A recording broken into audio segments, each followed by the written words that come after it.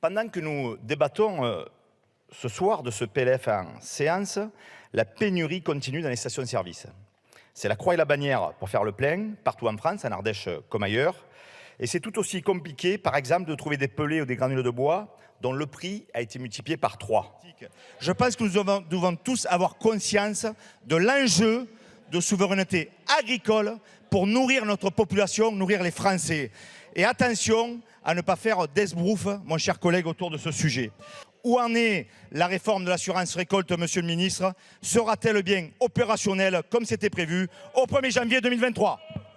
La prochaine pénurie qui nous guette touchera nos assiettes.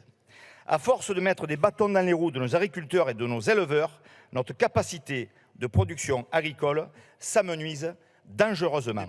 Nous sommes dans l'opposition, mais nous sommes pour le débat, pas pour la chienlit.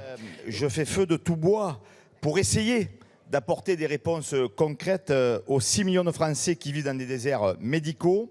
Une chose est sûre, et je crois qu'on peut le partager, jamais les médecins n'ont jamais été aussi mal répartis au niveau géographique dans notre pays.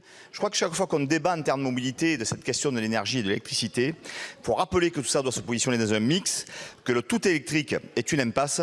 C'est un danger pour notre souveraineté parce que c'est une façon de faire un pont d'or au plus grand pollueur mondial. Chacun aura reconnu la Chine et je pense, mes amis, mes chers collègues, qu'il est temps que les décideurs de ce pays se réveillent sur le sujet. Ici, c'est de donner un coup de pouce à la filière du reconditionnement. On sait tous que c'est une filière d'avenir en termes d'emploi, mais aussi en termes d'empreinte écologique. Et c'est par exemple l'idée de booster l'utilisation d'ordinateurs ou de matériel numérique reconditionné. Bon, on sait dans quel contexte nos commerçants de proximité sont avec l'émergence des géants du numérique et leur concurrence. Et donc on va essayer ensemble, je l'espère, de donner des armes à David contre Goliath.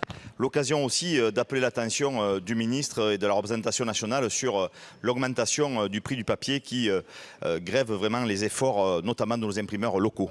Bon, je crois que ça a été dit à plusieurs reprises, notre politique familiale a été abîmée avec constance depuis 2013. Avec une conséquence, c'est la baisse de la natalité. Les chiffres viennent d'être rappelés par Marc Le Fur, de 882 000 naissances à moins de 740 000. Et vous savez, la natalité, c'est la démographie. Et la démographie, c'est l'avenir du pays. Voilà pourquoi nous vous invitons à voter ces amendements pour renouer avec une politique familiale concrète et ambitieuse. Car d'économies dans votre budget, monsieur le ministre, j'ai beau chercher, mais je n'en vois point. Le mur de la dette approche à grande vitesse et vous foncez en klaxonnant.